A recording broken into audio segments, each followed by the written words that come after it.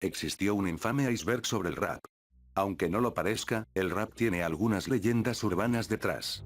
Algunas son divertidas o estúpidas, como que los reptilianos manejan la industria de la música, los raperos son clonados regularmente, Jay-Z es un viajero en el tiempo, etc. Memphis Rap Sigils, sin embargo, es el concepto más horrible de todo el iceberg de Rap Conspiracy. Este tiene rumores de todo. Puertas ocultas al infierno, energía adoración de dioses egipcios e incluso asesinatos. Pero, ¿dónde comenzó realmente la idea de Memphis Rap Sigils?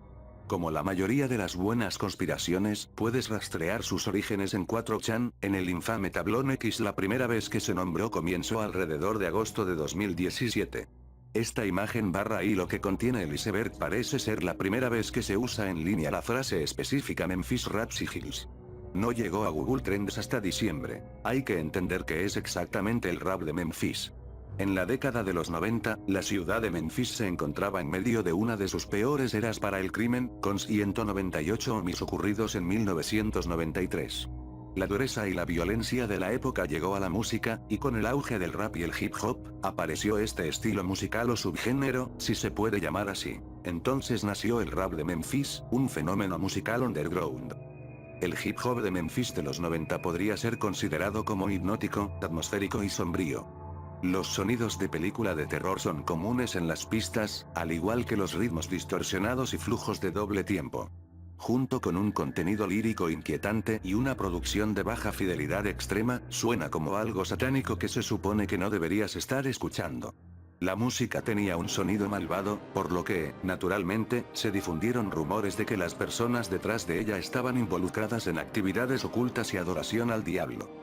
Esto no es nada nuevo en Memphis, un lugar que durante mucho tiempo se rumorea que es el epicentro de las artes oscuras. Es fácil entender cómo esta música se convirtió en un mito con el tiempo, particularmente dado que estas cintas normalmente se distribuían de forma clandestina, a menudo entregadas personalmente y su distribución era tan limitada que era casi imposible conocerlas fuera de la ciudad de origen.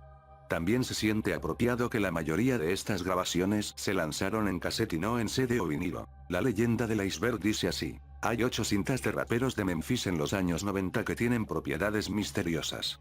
El mito de los sigilos del rap de Memphis involucra estas 8 cintas específicas: Ten Wanted Men, Wanted, The Adora Life, Children of the Corn, The Singel, Maniac, The World of a Psycho, Lil Ramsey, Going Undakova, o Living in a Casket. Not N Gas of Destruction, Last Man Standing, Mr. Tiny Main, The Return of Psycho, Psycho. Los detalles de estas propiedades misteriosas son vagos, lo que solo ayudó a que la gente comenzara sus propias teorías sobre el asunto. La teoría más descabellada postula que estos sigilos se refiere a algo similar a un sello mágico, son mensajes codificados que señalan la ubicación de los Nefilim, semidioses gigantes del antiguo pasado precristiano que el ejército de Estados Unidos esconde en bases subterráneas en lo profundo de las montañas. Otros decían que si escuchas estas cintas después de la medianoche en un cementerio podrías provocar algún tipo de hechicería desde las entrañas del infierno, como invocar a un demonio. Claramente, todo es una broma más y ni siquiera el que inventó esto se molestó en crear una historia de fondo como si fuera un simple creepypasta. Algunas respuestas en el hilo, alguien pregunta sobre el significado de estos misteriosos sigilos. El tipo solo recibió un puñado de respuestas. Un tipo mencionó que la música rap de Memphis tiene vínculos ocultos con el demonio. Otro anónimo los vincula con los Ases de West Memphis 3, un caso de A.D. Tresnin 1993. Según él, el alma de los muertos se capturó de alguna forma en las canciones. Y aquí es donde se presenta por primera vez la interpretación más comúnmente entendida de Memphis Rap Sigils. Capturar la energía del alma liberada a un ser humano en una grabación de cassette en un ritual luciferino. En otras palabras, cada vez que escuchas una de estas grabaciones, se enciende una especie de sigilo creado por un malvado mago del rap. Si el propósito del sigilo era la fortuna y la fama, entonces su creador se volvería inmediatamente rico y poderoso. Al simplemente escuchar cierta música, estamos participando accidentalmente en algún tipo de adoración demoníaca. Para algunos conspiranoicos, sí. Volviendo a X, comenzó a surgir más información en los meses posteriores a la primera mención del concepto. Alguien afirmó lo siguiente: si escuchas alguna de estas canciones en Spotify o YouTube, no cuenta. Tienes que escuchar las grabaciones de cassette originales para que eso funcione. Esto es complicado, porque la mayoría de las cintas tenían ediciones extremadamente limitadas, por lo que la mayoría de las copias se perdieron en la historia o se desgastaron y no se pueden reproducir en este punto. Cabe destacar que aunque todo esto es ridículo, hay gente que de verdad quiere reunir las 8 cassettes originales. Las cintas conectadas al mito de los sigilos del rap de Memphis se han convertido en objetos de colección, con un rendimiento de cientos de dólares cada una en eBay. Sea como sea, escucha esas pistas como lo que son, un experimento musical que puede sonar algo macabro.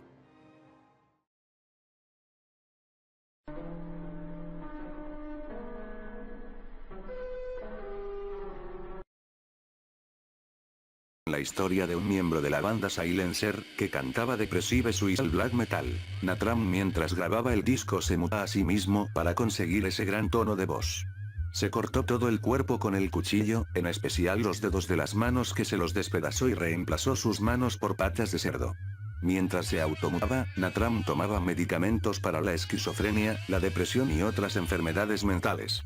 Inmediatamente luego de salir el disco a la venta, fue llevado a un hospital mental, cosa que fue en vano porque al poco tiempo logró escapar dejando una nota diciendo: voy a Matins y a ser tan famoso como Thomas Quick. Además, la carta estaba llena de símbolos nazi. Natram golpeó violentamente con un hacha a una niña de 6 años en la cabeza dejándola totalmente inconsciente, e inmediatamente fue perseguido por la policía y él quiso escapar en una bicicleta pero no fue lo suficientemente rápido y la policía lo rodeó.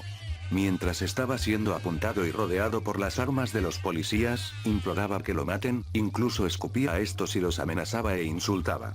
En cuanto a Araña, la herida estuvo a 1 milímetro de tocar su cerebro luego de penetrar el cráneo. Fue llevado a otro hospital mental de altísima seguridad donde fue rehabilitado por muchos años. Un método de rehabilitación que le hicieron hacer fue hacer música para ver si había progresado, ya que sus canciones en Silencer hablaban de sangre, muerte, sitios y se repetía constantemente la frase corta mi garganta, córtame.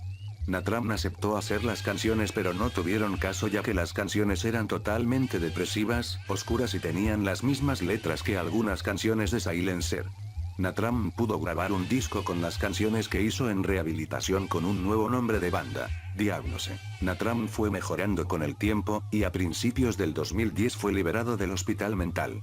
Sí, ahora mismo está libre, y nadie sabe dónde está. Nadie conoce la cara de Natram, es un personaje con muy poca información. Nadie sabe su nombre verdadero, quién es su familia, dónde nació, etc. Lo único que hay en imágenes de Natram son solo 2 fotos. La primera está en el manual del disco que sacó con Silencer y la segunda fue subida a la ya no existente página de Silencer. Poco de lo que cuentan sobre este cantante que se ha convertido en una leyenda es cierto, la banda tuvo muy poco éxito, por lo que solo grabaron un disco con 6 canciones. No es cierto que a ninguna niña, aunque algunos dicen que este suceso lo hizo su hermano, que tenía problemas mentales, no está claro. Otros dicen que simplemente golpeó a una debido a su esquizofrenia, aunque no era con un hacha. Se pueden encontrar datos de una entrevista en la que dijo que se autoflagelaba para grabar las canciones, cosa que está muy lejos de autoarse. En cuanto a las famosas fotos de él con unas patas de cerdo en lugar de manos, aunque corre el rumor de que se las arrancó y se cosió dichas patas de cerdo, está claro que es falso, solo se las puso simbólicamente para las fotografías del disco, aunque se comenta que sus manos habían sido dañadas por él mismo. Aunque es cierto que no se conoce mucho sobre él, estuvo realmente internado en un hospital psiquiátrico, del que nunca escapó, en el que se rehabilitó por medio de la música.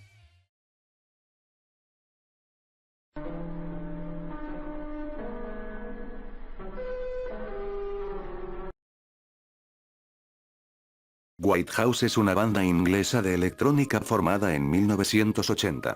Son conocidos por sus letras e imágenes controvertidas, que a menudo se interpretan como misóginas, sexualmente desviadas y extremadamente violentas.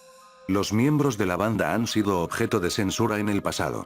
Su nombre es un homenaje simulado a la activista moral británica Mary Whitehouse. También es una referencia a una revista pornográfica británica del mismo nombre. La música de Whitehouse se publica exclusivamente a través de su propio sello discográfico, Susan Lawley, que también distribuye la serie Extreme Music. White House es uno de esos grupos experimentales y creativos que no son para todo el mundo. Intentan lograr el máximo deprimente e irritante para el oyente. Sus canciones y temas suelen tener toda clase de ruidos extraños que lo dotan de algo terrorífico o estar basadas en casos de asesinatos y demás. Pero esta entrada no se trata de dar a conocer una banda underground. Se trata del origen de uno de los screamers más famosos y antiguos que se pueden encontrar en internet. Esta cara probablemente te haya incomodado en algún momento de tu vida, seguramente la hayas visto en más de una ocasión.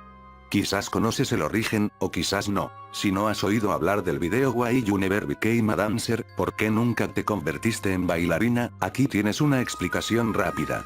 Es un video musical no oficial de White House, antes mencionada, que salió el 29 de noviembre de 2008. El video es básicamente el rostro de una mujer, que ha sido muy editado para parecer espeluznante y tiene una animación de habla aleatoria. Con casi 4 millones de visitas, es uno de esos vídeos de terror clásicos de YouTube como Obedece a la Morsa. Podríamos pensar que dicha imagen no es más que una foto cualquiera editada, como por ejemplo Jeff the Killer. Pero no. ¿Quién es esa chica y cuál es su origen? La gente ha intentado buscar la imagen inversa, pero no aparece ningún resultado. Parece que alguien en Reddit dio con la clave recientemente. Al parecer encontró en un blog de misterios japonés una entrada relacionada con el vídeo. En dicha entrada, la siguiente imagen. La foto es de un libro sobre la serie japonés, Kiyoshi Kubo. Reconocerás la sexta fotografía de la primera página. El nombre de la chica es Reiko Takemura, y fue una de las 8 víctimas de sus crímenes. Tenía 21 años y era el año 1976 cuando fue ultrajada y allanada. Okubo era el tercer y menor hijo de una familia de 8 hijos, a los que ambos padres prodigaban cariño, y era prácticamente inmune a la disciplina. Fue objeto de burlas sin piedad en la escuela por su apariencia occidental, el resultado de la sangre rusa en la familia de su madre.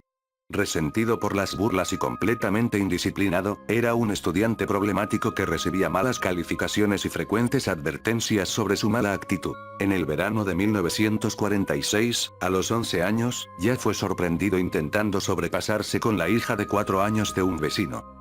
9 años después, en julio de 1955, ultrajó a una estudiante de secundaria de 17 años en Maebashi y fue sentenciado a 18 meses de prisión, pero el tiempo de cárcel fue rápidamente conmutado por 3 años de libertad condicional.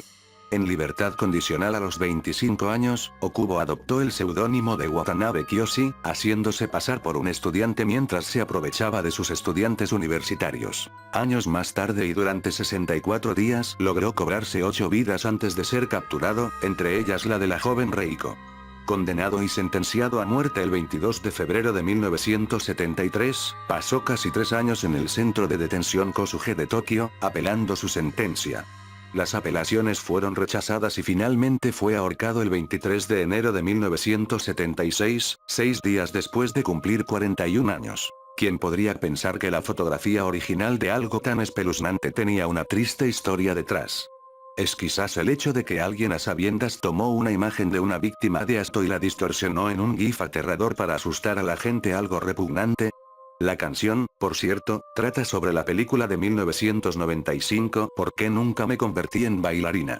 Un pequeño metraje rodado en Super 8 en la que Tracy Emin habla sobre su historia personal de haber sido ultrajada, entre otras cosas. La canción de White House acusa a Tracy de estar mintiendo y que su película acusa falsamente a las personas de agredirla. Es como una respuesta a modo de burla, básicamente.